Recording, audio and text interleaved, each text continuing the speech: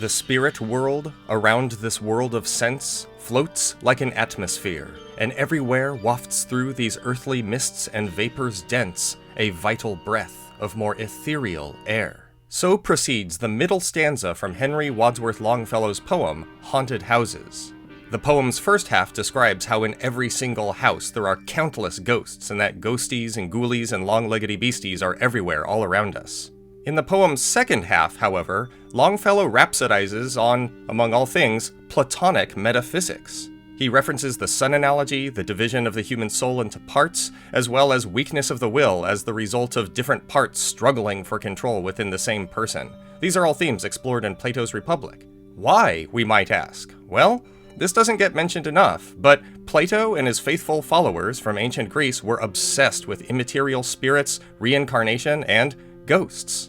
Indeed, in Plato's middle dialogue, the Phaedo, at line 85d, you can find reference to ghosts who haunt cemeteries and graveyards because they cannot find their way to their next life. So the idea of ghosts and of ghost stories have been with us since the ancient world, and our adventure that we will sketch out today will be a whole string of them. Welcome to PhD&D, everyone. I'm Dr. Bowers, and today we're going to discuss the Ravenloft Domain of Dread called Mordent, a ghostly land full of undead spirits and restless specters. As with all my Ravenloft videos, we'll talk about what the domain is, list some media to help us get an imaginative grip on the domain, and then sketch out an adventure. Our adventure will take place across 4 acts, and it will take PCs from levels 1 through 7. That is to say, the PCs will complete the adventure while they are level 7, and with DM's permission at the end, level up to 8.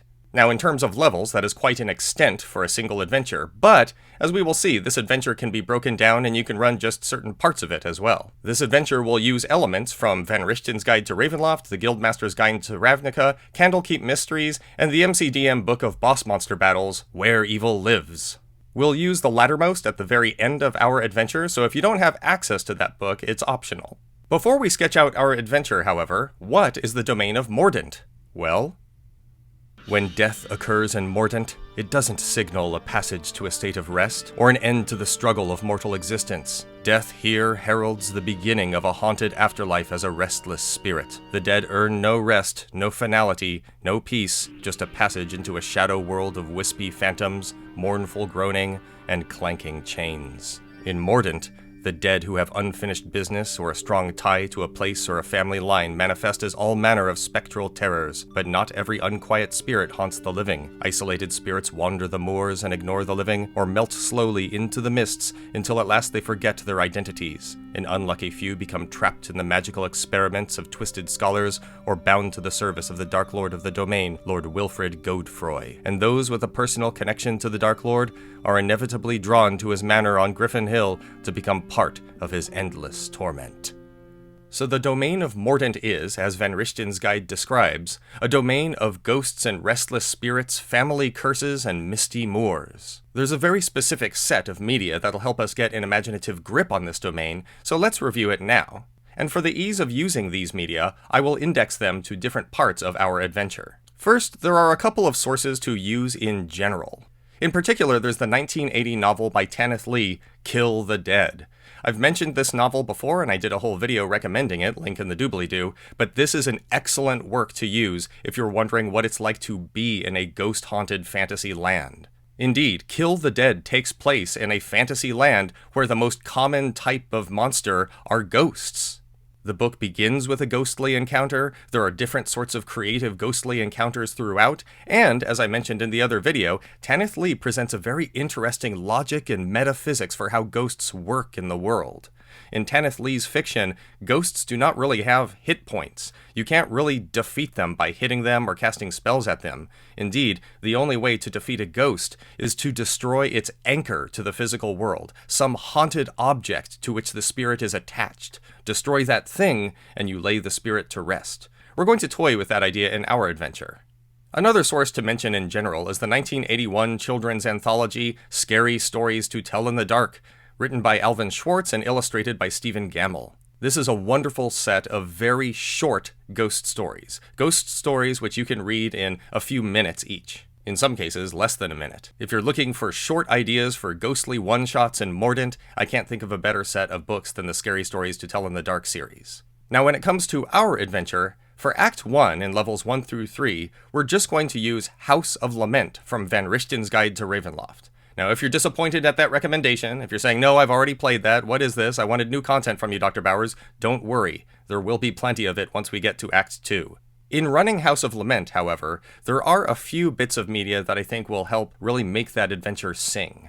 In terms of films, there's the 1988 film Beetlejuice, whose climax features one of the scarier seances that I've ever seen in movie history. You've got the attendants of the seance reading from a forbidden book and joining hands and chanting various things, and you've got the ghosts rising from the center of the table. Now, in terms of literature, I would recommend the 1915 story by Algernon Blackwood called The Empty House. This story is full of excellent descriptions.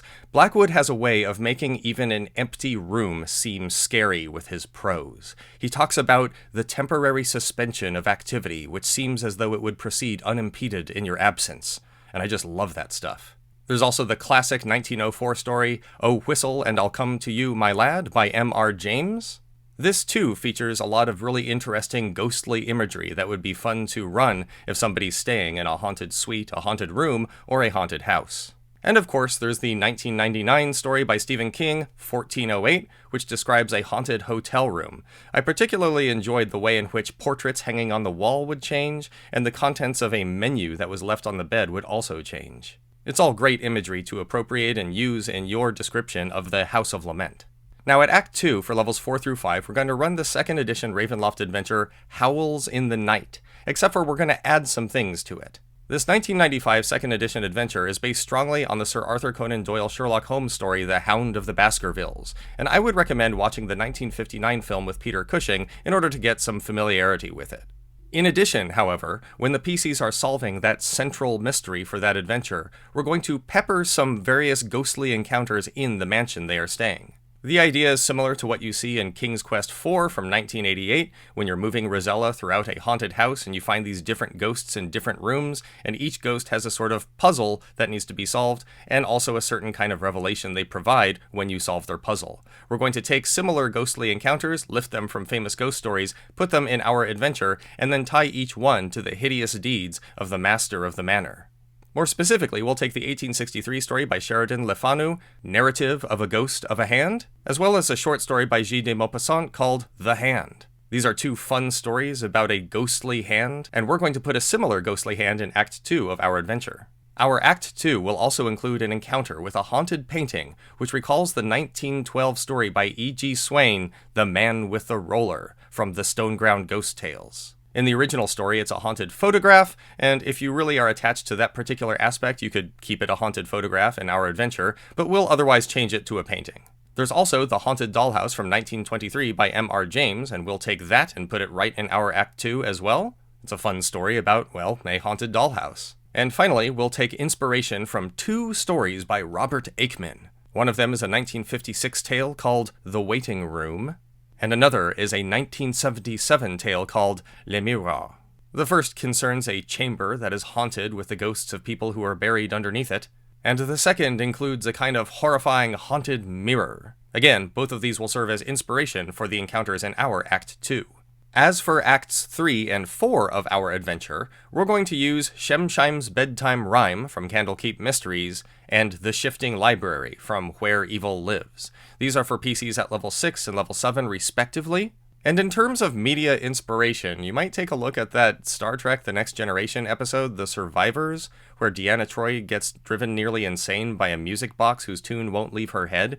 You might draw on that for Shemshime's Bedtime Rhyme, but these two parts of the adventure also kind of stand on their own. Okay, with media inspirations out of the way, let's sketch out this adventure. In Act 1, for levels 1 through 3, we're going to run House of Lament, the adventure that's in Van Richten's Guide to Ravenloft. The PCs are already in the domain of Mordentshire when this act begins, and by the act's end, the PCs will have acquired a reputation for being ghost hunters. This sets us up for Act 2, where the villagers of Mordentshire beg the PCs to deliver them from the wrath of these ghostly hounds that haunt the moors by night, the Moorhounds. They're supposed to be connected to an ancient murder and a resultant curse, and somehow also connected to a manor that lies distant and abandoned in the moors, and it's up to the PCs to brave that dangerous climb, face those dangerous spirits, and solve those mysteries.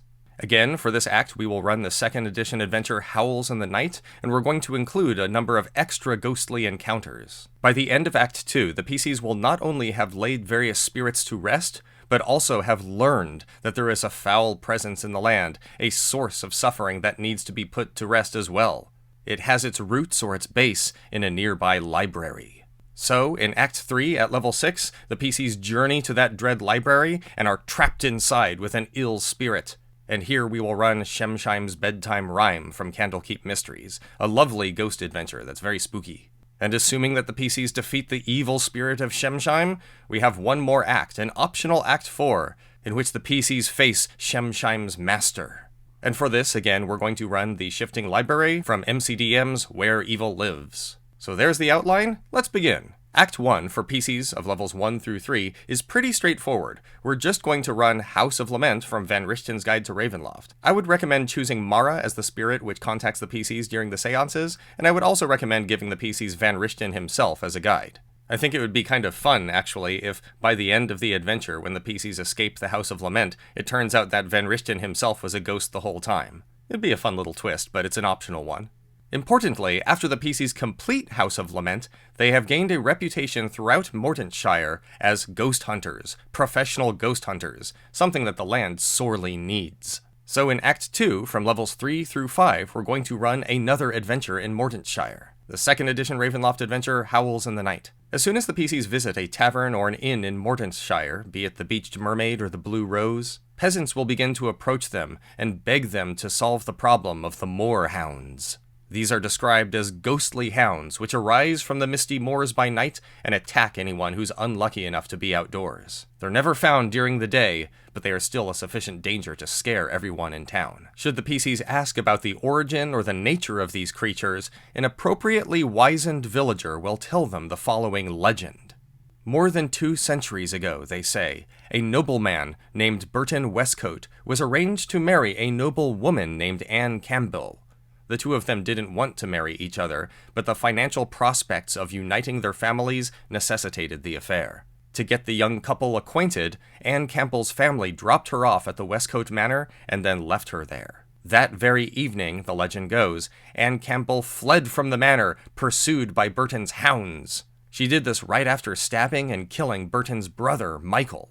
Immediately thereafter, Burton followed his hounds and Anne. By morning, Anne had gone missing, presumed dead beneath the moors, and Burton had sworn that he didn't actually kill her, that she had drowned on her own accord. But nobody knows what really happened. This is when the Westcote name fell into ruin. This is when Mordentshire turned its whole back on the Westcote Manor. This is when the Campbell family fled the land, and this is when the moorhounds began to torment Mordentshire's people. Some say the hounds arise to seek vengeance for the death of the innocent bride Anne Campbell, but others say that the hounds arise seeking vengeance for the death of the innocent brother, Michael Westcote.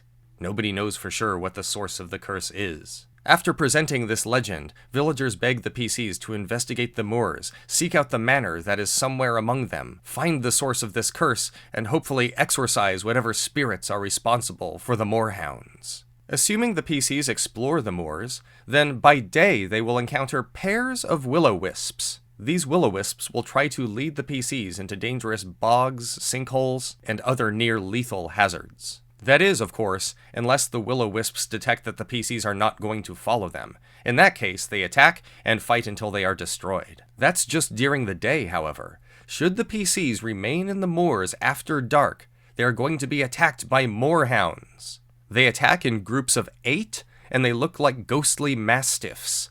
They have the statistics of wolves, but their creature type is undead, they are immune to cold, necrotic, and poison damage, they resist acid, fire, lightning, and thunder damage, as well as non-magical bludgeoning, slashing, and piercing damage, and they are also immune to the charmed, frightened, exhausted, grappled, paralyzed, petrified, prone, poisoned, and restrained conditions. They're basically wolves, but ghosts. These moorhounds fight until they are destroyed, but they arise every single night to terrorize either the PCs or anyone else who's unlucky enough to be about the moors at night. Now, the PCs should eventually find the Westcote Manor. It's a stately building of opulent decoration, albeit very old and clearly somewhat dilapidated from age and weathering. It's far out in the moors, and for it we'll use a map of the Golgari Mansion from Guildmaster's Guide to Ravnica. We'll just say that the entrance is not underground, and that many of the parlors are not quite as ruined as the map might suggest.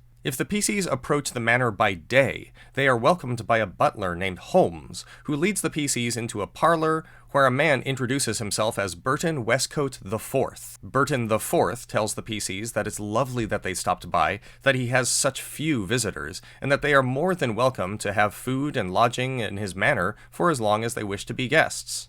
If the PCs speak of their mission, or ask about the hounds or the origin of the moorhounds, Westcote will tell the PCs that he can explain everything, but he will do so at the following dusk. For now, just rest and relax and make yourself at home, he'll say. PCs who make insight checks can tell that Burton IV is not revealing everything he knows, but he also is genuinely friendly towards them. Now, by day, the manor is rather uneventful. Burton IV lounges in his parlors, reading books and playing stringed instruments. Holmes the butler tidies the place and cooks, and so does Morgan the maid. Holmes and Morgan don't say much to the PCs, and try to avoid talking to them as much as they can. Burton IV, however, is very happy to talk to the PCs. One thing the PCs might notice is an enormous ancient portrait of a man who looks exactly like their host, Burton IV, except the painting is labeled Burton Westcote I. Should PCs ask about the painting or the uncanny resemblance that it bears to their host, Burton IV, will say it is rather uncanny, isn't it, for someone to be a spitting image of their great-grandfather? But that's who it is. He'll explain that Burton Westcote I was his great-grandfather, and also that a horrible curse has been laid on his house, beginning with that specific ancestor, and that he'll explain all of this at dusk. Now, in fact, here, Burton IV is lying. There is no Burton IV. Instead, the PC's host is none other than Burton Westcote I, who has been kept alive through his curse. Burton will do everything possible to conceal this fact from the PCs. This includes remaining silent, selective denial, and even coming up with fabricated lies. Now, at dusk, Burton Westcote takes the PCs up to the second floor and directs their attention out of a window which faces the front of the manor. There, the PCs can see the specter of a woman in a torn gown. She runs shrieking from the manor's front, and then she is pursued by moorhounds. "There she goes," says Burton, "off into the moors with her hounds. She's going to terrorize the people of Mordentshire. She's going to terrorize the people of Mordent. She's going to terrorize anyone who's unlucky enough to be present in the moors at night." Burton then tells the PCs a version of the legend that they heard back at the inn. Only, in the version that Burton tells, Anne Campbell is to blame. She was a murderous woman who sadistically killed Burton I's brother Michael, and then hoped to escape from the crime scene by fleeing into the moors. Burton I, their host says, sent his hounds after her, but not to kill her, just to apprehend her. Indeed, the hounds were trained for this very specific and delicate purpose. Unfortunately, continues their host, Campbell could not be apprehended. She fled and insisted plunging into the swamp to avoid capture. There she died, with a curse sputtering from her lips. The PC's host, Burton IV, then asks the PCs if they can go out into the moors some evening, find the specter of Anne Campbell, that evil ghost, and somehow lay it to rest. It would not only put an end to the moorhounds, but also an end to his dreary family curse, he says. A curse which keeps his house in disrepute and disrepair, and prevents him from ever going into the village of Mordentshire. And this mission, along with the task of figuring out who their host is, will occupy the PCs for this act. Now, should the PCs explore the Westcote Manor at night, they can find all sorts of ghostly encounters, each of which is a puzzle to be solved or a battle to be fought, and at whose conclusion PCs can find a clue about their host. Around this time, I think it would be helpful for dungeon masters to tell the players that their PCs, as ghost hunters, have a couple of abilities. They both have to do with disposing of human remains. Now that the PCs are ghost hunters, if they come across the human remains of a ghostly spirit, they can either destroy the remains utterly, in which case the ghost goes away forever, or they can lay the remains to rest properly, in which case the ghost also goes away, but delivers a clue or a message to them before it goes. These are two different ways that the PCs can handle remains that they find as they are interacting with ghosts and either laying them to rest or just destroying them. The first ghost in this manor is based on Swain's story, The Man with the Roller. Somewhere in the manor, the PCs find a luxurious oil painting, which represents the manor's front lawn in dazzling detail. There's a special focus on the blades of grass, how, despite being uncountable in number, they are all evenly cut to exactly the same height, and how the ground is perfectly flat and level. PCs who examine this work with sufficient care can realize that it is in fact a painting of the manor's front lawn, and if they look away and look back, they soon notice that there's a figure in the painting, a man with a roller, that is a lawn roller, a heavy cylinder with a handle which you push across the ground in order to make it flat. The figure pushing the roller looks out from the painting at the viewers with an expression of distress and pain. What's more, if the PCs look away and then look back again, they will find that the position of this man changes throughout the painting. It's as if he's rolling the lawn even in the painting, but the entire time staring out at the PCs with a plaintive expression. Now, should the PCs go to that very spot of lawn in front of the manor, and should they be so bold as to dig, they can find the gnarled skeleton of some human being. No sooner do they find it, however, than they are attacked by a giant moorhound, which has the statistics of a ghost. It tries to prevent the PCs from laying the remains to rest, and it fights until it is destroyed. Once it is destroyed, and the PCs lay the remains to rest, a friendly ghost appears and thanks the PCs. The ghost reveals that he was once a groundskeeper when the manor was new. He had a kind master, but then, one day, a song crept into his master's heart and made him cruel. His master murdered him, and then buried his body, unceremoniously, beneath the very lawn that he used to roll. If asked about his murderous master, the ghost provides a description. It sounds just like Burton Westcote the First, or the Fourth because they look the same. The ghost then fades away. Of course, if the PCs choose to just destroy the remains without laying them to rest, they don't get any of those messages. There's also a sort of problem about when to dig up the front lawn. If the PCs try to dig up the front lawn of the manor during the day, surely their host or their host's servants will try to stop the PCs or protest. If they try to dig it up at night, however, they risk being attacked by a pack of moorhounds while they are being attacked by the giant moorhound boss. So it's tricky. For a second ghostly encounter in Westcote Manor, we're going to have a haunted mirror.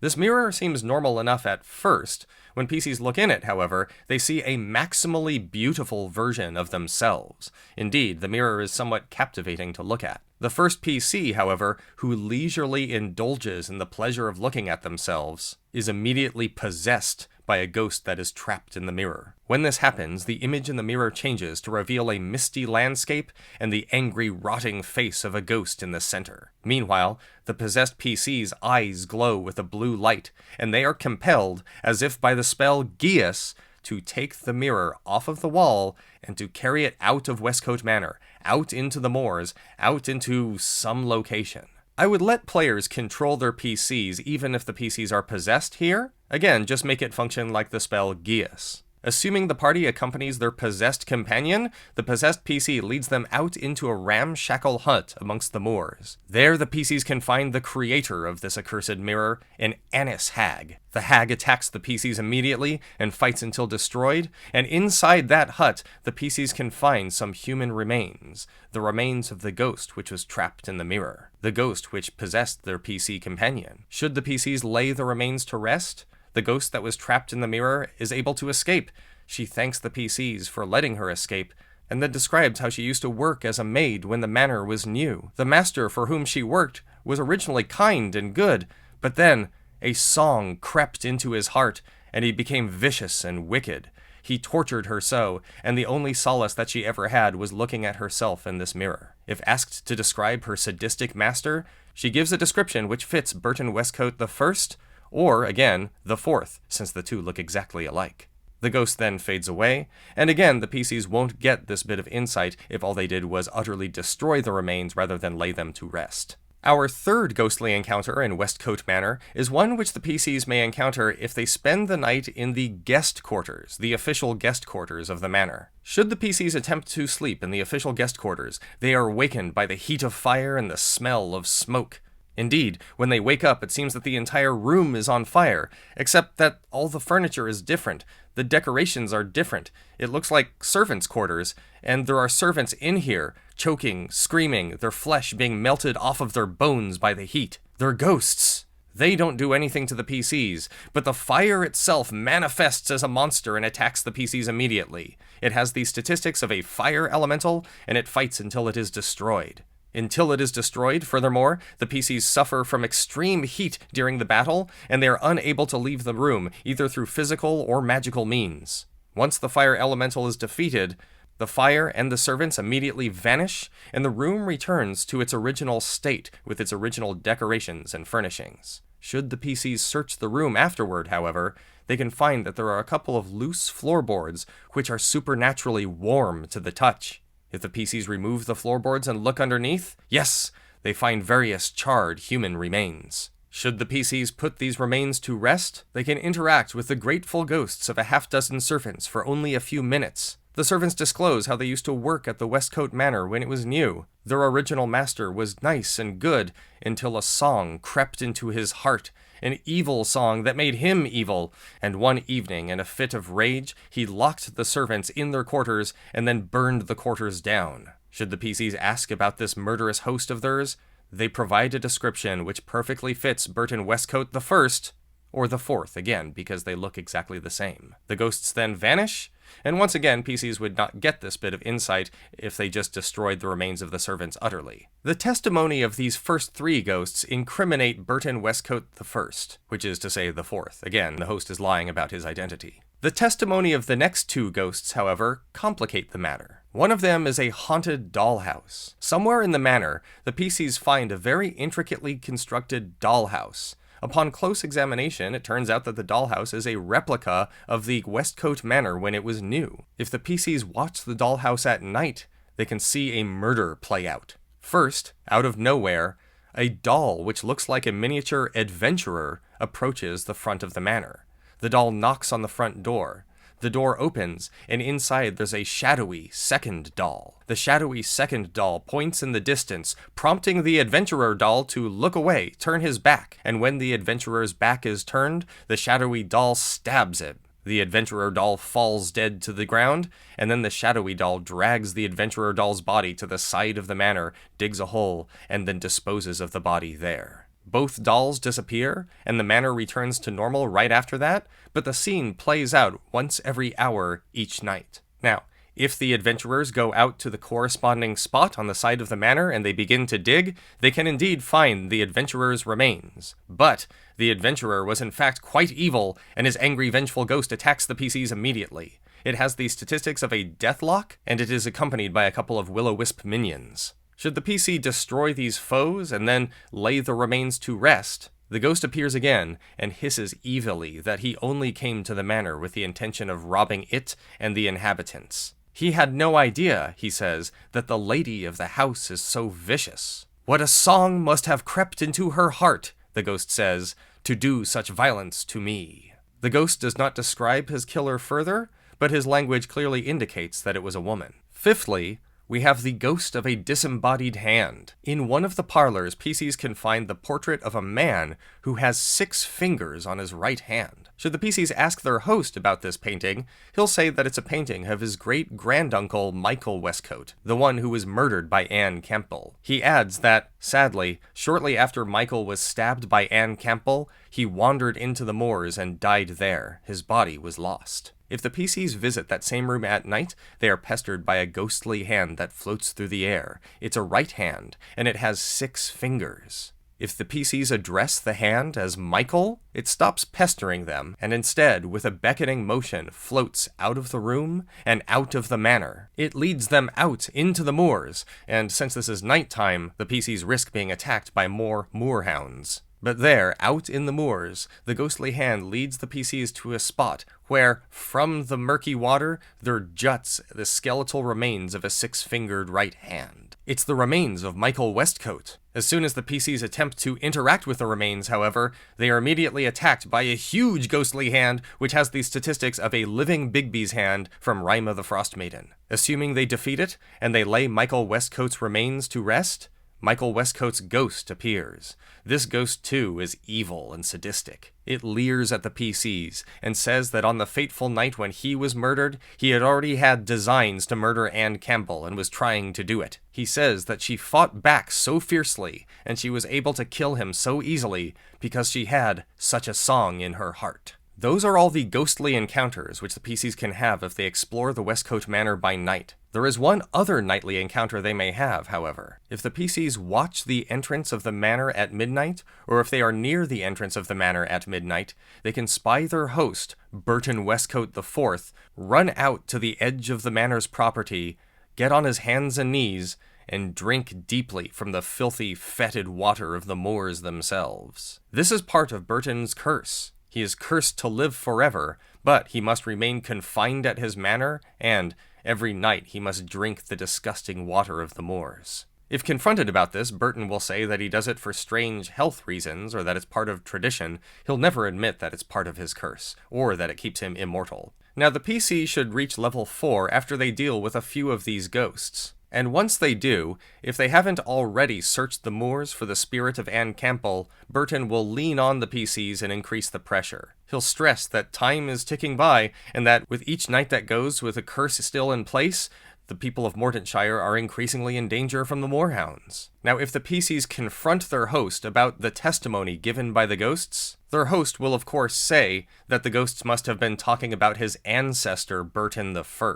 He will lament that his ancestor turned out to be such an evil man, he had no idea, he claims. As for the other ghosts' testimonies, he absolutely agrees that this is evidence that Anne Campbell was wicked, and that she was a horrible person, and that her ghost is wicked and needs to be destroyed.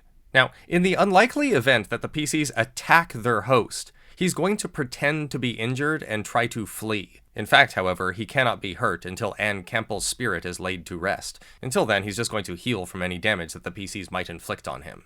Now, one way or another, the PCs are likely going to head out into the moors and investigate Anne Campbell. They might follow her specter and the moorhounds as they together flee from the manor at dusk, or they might just go exploring and make a variety of survival and nature checks. When they find her spirit, it floats angrily above the moors and has the statistics of a gallows speaker. It attacks the PCs immediately and has a moorhound or two as a minion every round. Anne's spirit fights until it is destroyed, and PCs can find the remains of Anne beneath where the spirit floated. Once the PCs either destroy or lay Anne's spirits to rest, the act is nearly over. If the PCs destroy Anne's remains, their host, Burton IV, really Burton I, is free of his curse. He can now move about Mordentshire, committing more acts of evil, and eventually perhaps vying for the position of Mordent's new Dark Lord. If the PCs lay Anne's remains to rest, however, her spirit reappears and thanks them. She reveals that centuries ago, she was murdered by Burton's hounds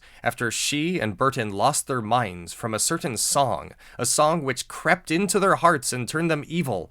They learned about this song from a book which Michael brought from the library, and she indicates an ancient library nearby, a library which may still stand today. She then tells the PC, with her own spirit at rest, the only thing which is necessary to rid the land of the moorhounds is slaying the evil monster that is Burton Westcoat I, their host. Yes, the spirit reveals that the entire time the PC's host has not been some Burton Westcoat IV, but the original Burton Westcoat I. This should prompt the PCs to head back to Westcoat Manor and face Burton Westcoat I, who now, killable, has the statistics of a Cold Light Walker, with occasional moorhound minions. With Anne's remains utterly destroyed, or with her remains laid to rest and Burton destroyed, our Act 2 comes to a close, and the PCs may level up to 6. We then proceed to Act 3. In Act 3, at level 6, back at the Inn of the Beached Mermaid, or perhaps the Inn of the Blue Rose, all manner of villagers are toasting the PCs, praising them, buying them food and drink, and thanking them for ridding the land of the moorhounds. Should the PCs bring up the library that they heard about,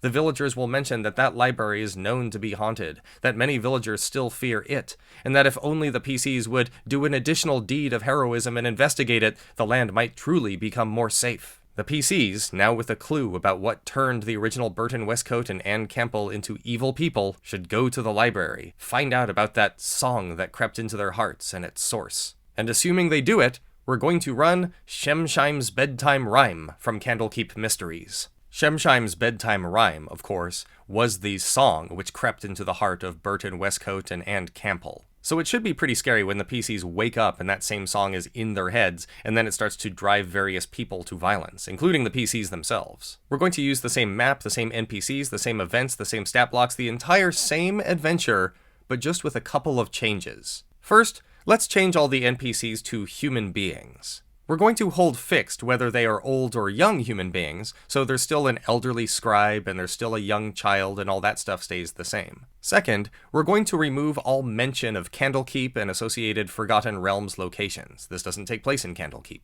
Instead, it takes place in the old Mordentshire Library. Third, just stipulate that supernatural activity from a haunting is what prevents the PCs from leaving. They're not quarantined, they're not under lock and key by the authorities of Candlekeep, they are just trapped there by magic. And fourth, when the PCs encounter some shadows to fight, I would add a couple more just because the PCs are going to be level 6 and not level 4. Other than that, keep everything the same. When the spirit of Shemshime emerges, it's pretty scary, and the PC's only way to destroy it is to drop a heavy rock on it. And let the PCs reach level 7 at the conclusion of this act. Now, once Shemshime's bedtime rhyme is completed and the PCs have reached level 7, I would allow for a vestige of Shemshime to escape out of a window or a door. It taunts the PCs and beckons at them, leering and implying that it will never be truly destroyed. Should the PCs follow it, and they should, they'll notice that Shemshime is not alone. There are hundreds, nay, thousands of specters which PCs can see in the moonlit evening, and they are all coalescing and moving toward the same location, a lonely house up on a hill, the house on Griffin Hill, where no villager dares to travel. Should the PCs travel there, however, they are immediately locked inside, and we will run The Shifting Library from MCDM's book, Where Evil Lives. The only change we're going to make is we're going to replace Kiona the Dreadlord with Lord Godefroy, Dark Lord of Mordent. We'll keep all the same statistics, but we will describe the enemy as looking like, acting like, and talking like Lord Godefroy. Now this is a very, very cool, action-oriented, cinematic fantasy sort of dungeon, and it is sort of a thematic contrast with the rest of our adventure. Most of this Mordent adventure, after all, has been sort of a mystery, a slow burn with unraveling different ghosts' problems and trying to figure out who exactly a host is. Here, however, all of a sudden, there's ghostly monsters with all kinds of moves and bonus actions and reactions, villain actions, all that stuff. And so if that's not really to your taste, you don't need to have this act in the adventure. I think it's a really cool idea. As soon as I saw the Shifting Library in Where Evil Lives, I wanted to run it immediately. And I didn't just want to run it as a one-shot, I wanted it to be attached to something, like a campaign. So here it is, attached to this adventure in Mordent. Now, once the PCs defeat Lord Godefroy, it is the same as when a group of PCs defeats any Dark Lord. The Dark Lord is not truly destroyed, the Dark Lord will be reborn, but in the meantime the PCs are wrapped up in a blanket of Shadowfell mist. Perhaps they can escape and continue their adventures in Mordent, or perhaps the mist will whisk them away to another domain of dread. It's up for the DM to decide. Either way, the PC's adventure in Mordent here comes to a conclusion. So there's our adventure in Mordent. What do you think? Was it ghostly enough for you? Did it have enough ghost stories in there for you? What about the inclusion of Lord Godefroy? Do you think that was appropriate, or would you save him for a separate adventure and encounter? Let me know in the comments. Thanks very much for watching. Don't forget to do all the internet things, click like and subscribe. Don't forget to hit the bell icon if you want notifications about new content on this channel, and thanks!